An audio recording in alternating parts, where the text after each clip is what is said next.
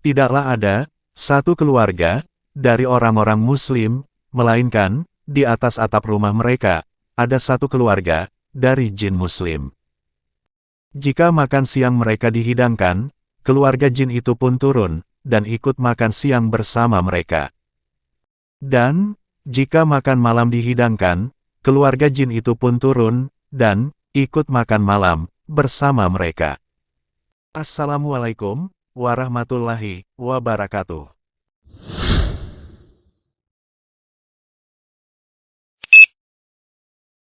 Materi bahasan 1. Apakah jin, makan dan minum, serta saling menikah? 2. Apa makanan jin? 3. Setan, makan dan minum dengan tangan kiri. 4. Penyebutan nama Allah, mampu mengusir setan, agar tidak ikut mencicipi makanan manusia. 5. Pernikahan dan keturunan jin. Alam jin. Apakah jin, makan dan minum, serta saling menikah? Menurut Al-Qadi Abu Ya'la, jin juga makan, minum, dan saling menikah, seperti yang dilakukan manusia. Menurut zahir keumuman dalil, bahwa semua jin melakukan hal itu. Tapi ini merupakan pendapat sebagian orang, dan mereka pun saling berbeda pendapat dalam masalah ini. Sebagian orang berpendapat mereka makan dan minum, membaui, dan merasakan, tidak mengunyah, dan langsung menelan. Ini pendapat yang tidak disertai dalil sama sekali. Sebagian besar di antara mereka berpendapat jin mengunyah dan juga menelan. Ada pula yang berpendapat semua jin tidak makan dan tidak pula minum. Ini pendapat yang tidak dapat diterima. Ada pula yang berpendapat sebagian jin ada yang makan dan minum, tapi sebagian lain tidak makan dan tidak minum. Ibnu Jarir mentahrijh dari Wahab bin Munabih bahwa dia pernah ditanya tentang jin, apakah mereka itu makan, minum, mati dan saling menikah. Maka dia menjawab, mereka itu banyak jenisnya. Jin yang murni berupa angin yang tidak makan, tidak minum, tidak mati, dan tidak beranak pinak. Jenis lain, ada yang makan, minum, mati, dan saling menikah. Jenis inilah yang disebut hantu, dan yang serupa dengannya. Ibnu Abid Dunya mentahrijh di dalam Makaidus Syaitan, dan Abus Syekh di dalam Al-Usmah dari Yazid bin Jabir, dia berkata, tidaklah ada satu keluarga dari orang-orang Muslim, melainkan di atas atap rumah mereka ada satu keluarga dari jin Muslim. Jika makan siang mereka dihidangkan, keluarga jin itu pun turun dan ikut makan siang bersama mereka. Dan jika makan malam dihidangkan, keluarga jin itu pun turun dan ikut makan malam bersama mereka. Allah membela para jin dengan keberadaan mereka. Apa makanan jin? Ahmad, Muslim, dan At-Tirmizi mentahrijh dari Al-Gamah. Dia berkata, aku bertanya kepada Ibnu Mas'ud, apakah salah seorang di antara kalian pernah menyertai Nabi Shallallahu Alaihi Wasallam pada malam jin? Ibnu Mas'ud menjawab, tak seorang pun di antara kami yang menyertai beliau, tapi suatu malam kami pernah kehilangan beliau di Makkah, sehingga kami pun mencari-cari beliau. Kami berkata, boleh jadi beliau mendapat sihir. Apa yang terjadi dengan beliau? Malam itu kami merasakan sebagai malam yang paling menyiksa. Pada keesokan harinya, beliau muncul dari arah Gua Hira, lalu orang-orang menyampaikan kepada beliau tentang apa yang mereka rasakan semalam. Maka, beliau bersabda, aku didatangi penyeru dari jin, lalu aku pergi bersamanya. Lalu aku membacakan Al-Quran kepada sekumpulan jin. Mereka memperlihatkan jejak mereka dan bekas api mereka. Lalu, mereka meminta bekal kepada beliau. Mereka itu jin jazirah. Maka beliau bersabda, "Hendaklah kalian membaca nama Allah untuk setiap ruas tulang."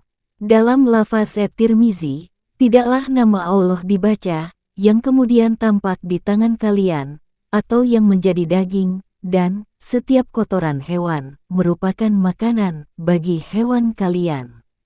Nabi Shallallahu Alaihi Wasallam bersabda, "Janganlah kalian beristinja dengan kotoran hewan dan tulang hewan, karena ia merupakan makanan saudara kalian dari jenis jin." Sebagian ulama mengkompromikan riwayat Muslim dan At-Tirmidzi bahwa yang pertama merupakan hak orang Muslim dan yang lain merupakan hak selain orang mukmin. Al-Bukhari mentahridж dari Abu Hurairah bahwa Nabi Shallallahu Alaihi Wasallam bersabda kepadanya, "Carikan bagiku beberapa buah batu untuk kugunakan bersuci, dan janganlah engkau carikan tulang dan kotoran hewan." Aku bertanya, "Ada apa dengan tulang dan kotoran hewan?" Beliau menjawab, "Karena keduanya termasuk makanan jin." Aku pernah didatangi serombongan utusan jin nasibain, yaitu jenis jin yang paling baik. Lalu, mereka meminta bekal kepadaku. Maka, aku berdoa kepada Allah bagi mereka, agar tidaklah kalian melewati tulang dan kotoran hewan, melainkan mereka mendapatkan makanan. Ibnul Arabi meriwayatkan dengan sanad dari Jabir bin Abdullah, dia berkata, "Ketika kami sedang bersama Rasulullah Shallallahu Alaihi Wasallam, tiba-tiba muncul seekor ular yang berdiri, lalu ia mendekat ke telinga beliau, seakan-akan sedang berbisik kepada beliau. Lalu beliau bersabda, 'Ya.' Setelah ular itu berlalu, aku bertanya kepada beliau, lalu beliau memberitahuku bahwa ular itu adalah salah satu jin laki-laki yang berkata, 'Perintahkanlah umatmu agar tidak beristinja dengan tulang dan kotoran hewan, karena Allah telah menjadikan rezeki bagi kami dalam tulang dan kotoran hewan itu.'" Abu Daud meriwayatkan dari Ibnu Mas'ud, dia berkata, ada serombongan utusan jin datang kepada Nabi Shallallahu Alaihi Wasallam, seraya berkata, "Hai Muhammad, laranglah umatmu beristinja dengan tulang dan kotoran hewan, karena Allah telah menjadi rezeki bagi kami pada tulang dan kotoran hewan." Maka, beliau melarang hal itu. Abu Nuaim mentahridж di dalam Dalail an-Nubuwah dari Ibnu Mas'ud, dia berkata, Rasulullah Shallallahu Alaihi Wasallam pergi ke suatu tempat sebelum hijrah, lalu beliau membuat garis di sekelilingku, seraya bersabda, "Janganlah engkau berbicara sesuatu pun, hingga aku datang ke sini lagi." Kemudian, beliau bersabda lagi, "Janganlah engkau takut, karena sesuatu yang engkau lihat." Lalu, beliau menghampiri sesuatu, dan duduk di dekatnya. Ternyata, di sana, ada beberapa orang berkulit hitam, yang seakan-akan mereka itu satu suku, dan seakan-akan mereka seperti yang difirmankan Allah. Hampir saja jin-jin itu desak-mendesak mengerumuninya. Al-Quran, Surat Al-Jin, ayat ke-19. Kemudian, mereka berpencar meninggalkan beliau. Aku sempat mendengar mereka berkata, "Wahai Rasulullah, sesungguhnya perjalanan kami amat jauh, maka berilah kami bekal."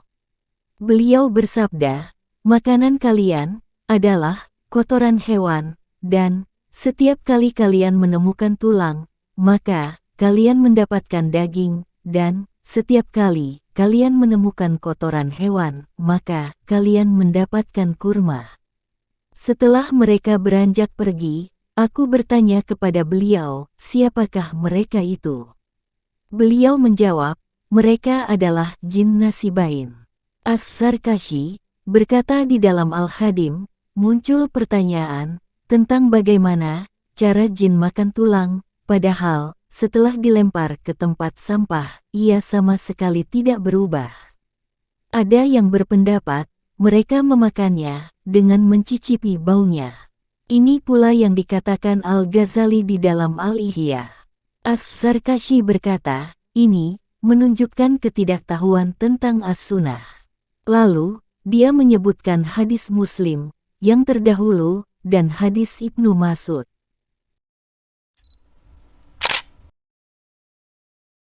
Setan makan dan minum dengan tangan kiri.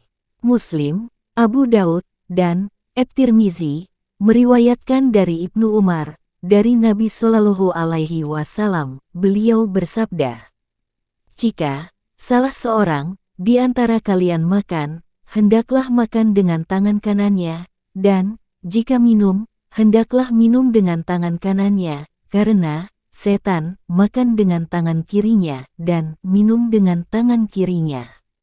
Ibnu Abdibar berkata, di dalam hadis ini terkandung dalil bahwa setan makan dan minum.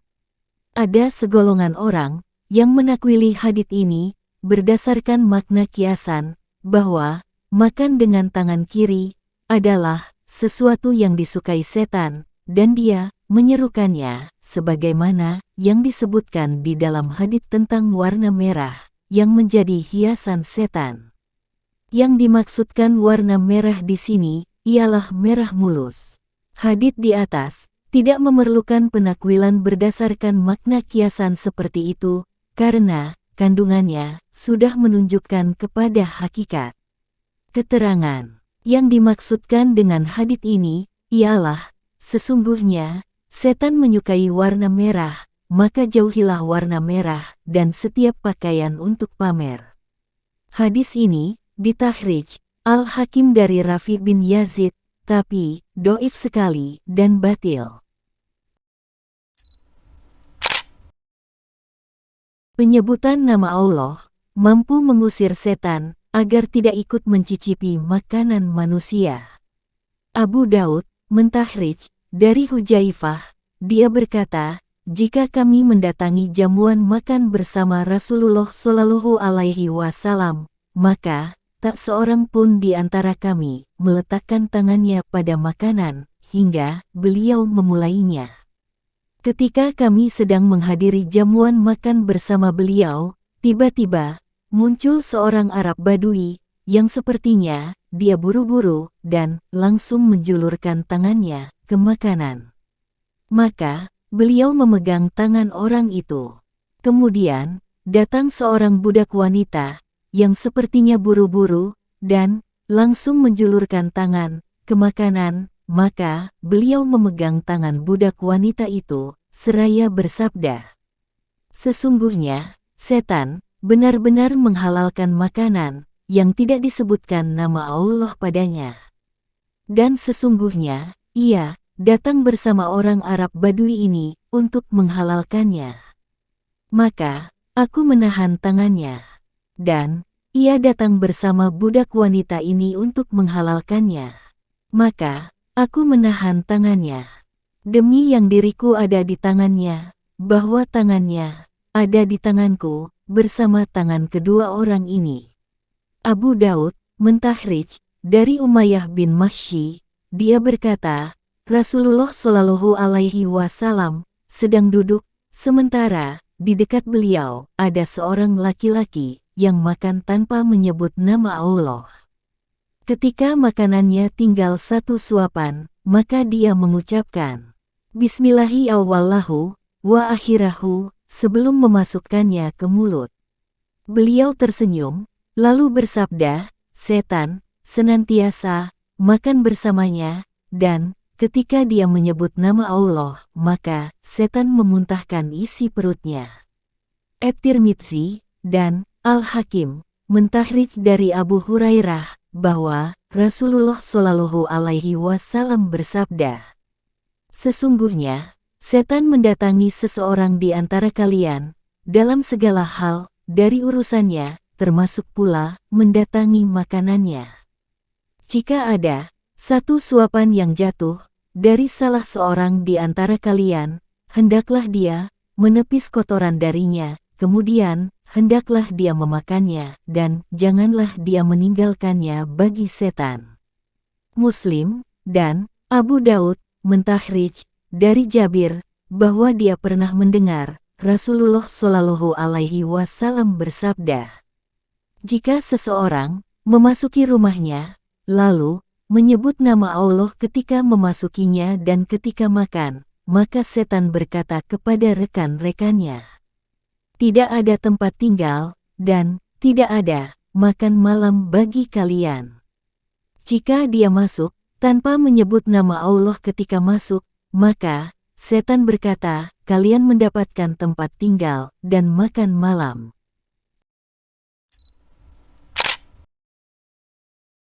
Pernikahan dan keturunan jin. Tentang pernikahan di antara sesama jin, dapat dilandaskan kepada firman Allah, "Patutkah kalian mengambil dia dan turunan-turunannya sebagai pemimpin selain daripadaku, sedang mereka adalah musuh kalian?" Al-Quran, Surat Al-Kahfi, ayat ke-50. Hal ini menjadi bukti bahwa setan dan jin saling menikah untuk mendapatkan keturunan. Firman Allah yang lain tidak pernah disentuh oleh manusia sebelum mereka, yaitu penghuni-penghuni surga yang menjadi suami mereka, dan tidak pula oleh jin. Al-Quran, Surat Ar-Rahman, ayat ke-56. Ini menunjukkan bahwa mereka saling berjimat. Ibnu Abi Hatim dan Abu Syekh mentahridж dari Qatadah tentang firman Allah, "Patutkah kalian mengambil dia dan turunan-turunannya?" Dia berkata, "Anak keturunannya beranak pinak, sebagaimana anak keturunan Adam, yang juga beranak pinak, dan mereka itu lebih banyak jumlahnya." Abu Razak, Ibnu Jarir, Ibnul Munzir, Ibnu Abi Hatim, dan Al-Hakim mentahridж dari Abdullah bin Amr, dia berkata, "Sesungguhnya Allah membagi manusia dan jin menjadi 10 golongan, 9 di antara mereka golongan jin dan 1 golongan dari jenis manusia. Setiap kali ada 1 anak manusia dilahirkan, maka lahir pula 9 anak jin." Al-Baihaqi mentahridж di dalam Syibui Iman dari Sabit, dia berkata, "Kami mendengar bahwa iblis berkata, 'Ya Rabbi, Engkau telah menciptakan Adam dan menjadikan permusuhan antara aku dan dia. Maka berilah aku kekuasaan untuk mengalahkannya.' Allah berfirman, 'Dada mereka merupakan tempat tinggalmu.' Iblis berkata, 'Ya Rabbi, tambahi lagi.'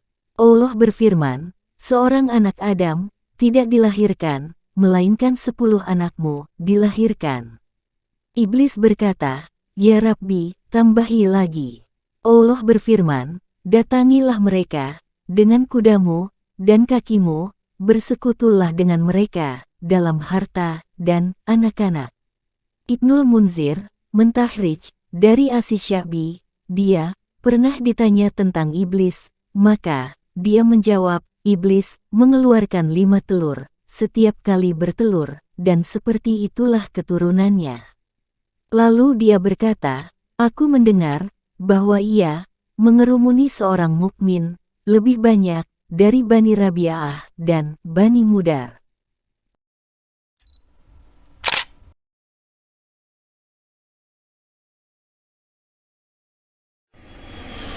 Wassalamualaikum warahmatullahi wabarakatuh.